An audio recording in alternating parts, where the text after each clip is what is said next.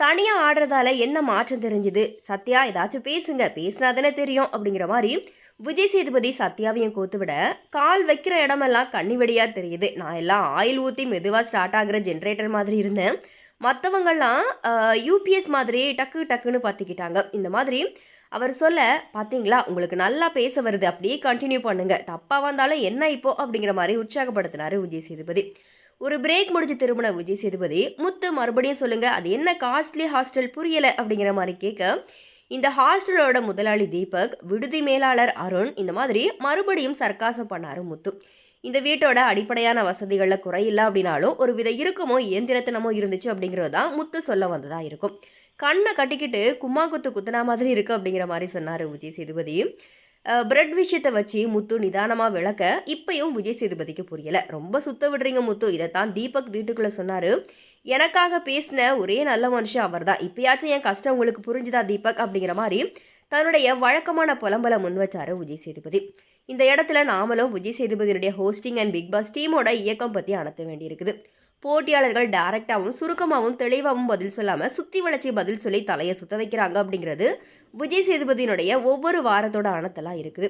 சரி, அந்த புகார் உண்மைதான். ஏன்னா நிகழ்ச்சி தொகுப்பாளர்கள் தான் சரியான திசையில் இந்த நிகழ்ச்சியை வழிநடத்தி சொல்லணும்.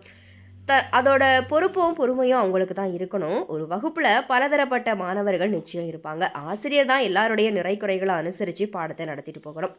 மாறாக தனக்கு புரிஞ்ச மாதிரியே எல்லாருக்குமே புரிஞ்சிருக்கணும் அப்படிங்கிற மாதிரி அவசரப்பட்டு மக்கு பசங்களாக இருக்கீங்களே அப்படிங்கிற மாதிரி சாக் பீஸை ஆத்திரத்தோட தூக்கி எறிஞ்சா அது ஆசிரியரோட தப்பா, அப்படி இல்லைனா மாணவரோட தப்பா? எனிவே, தனக்கு ஏற்ற பதில் வரல அப்படின்னா விஜய் சேதுபதி உடனே முகத்தை சொல்லிக்கிறாரு. உட்காருங்க அப்படிங்கிற மாதிரி கோபத்தையும் காட்டிடுறாரு.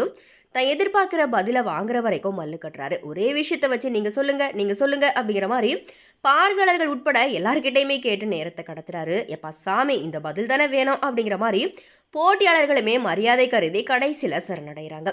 இதைத்தானே ஆரம்பத்தில் கேட்டேன் அப்படிங்கிற மாதிரி அவங்க மேலேயே பழையவும் போடுறாரு விஜய் சேதுபதி. அதுக்கப்புறமா மக்களே இதுக்கெல்லாம் நான் பொறுப்பு இல்லை அப்படிங்கிற மாதிரி ஜகாவும் வாங்கிடுறாரு. கேள்விகளை தொகுக்க முடியாமல் விஜய் சேதுபதி திணறதுமே அப்பட்டமாக தெரியுது. இதெல்லாம் எடிட்டிங் டீமோட குறையா, அப்படி இல்லைனா அடிப்படையிலேயே விஜய் சேதுபதி சொதப்புறாரா அப்படிங்கிறது ஆய்வுக்குரிய ஒரு விஷயம்.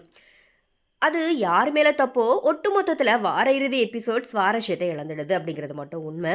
பிக் பாஸ் டீமும் சரி விஜய் சேதுபதியும் சரி எதையாச்சும் செய்யணும். வெறுமனை விசாரணையை மட்டுமே வச்சு சலிப்பேத்தாமல் சுவாரஸ்யமான டாஸ்க்குகளை கூட தரலாம். யாராச்சும் ஒரு விஷயத்த மறுத்தா கொஞ்சம் பில்டப் தந்து குறும்படம் போடலாம். இன்னமும் என்னென்னமோ பண்ணலாம். மாறாக எனக்கு ஷூட்டிங் டைம் ஆச்சு, சீக்கிரம் சொல்லி தொலைங்கடா அப்படிங்கிற சலிப்பு மாதிரியே விஜய் சேதுபதி அவசரப்படுறது நமக்கே ஒரு வித பதற்றத்தையும் சலிப்பையும் ஏற்படுத்தி விடுது.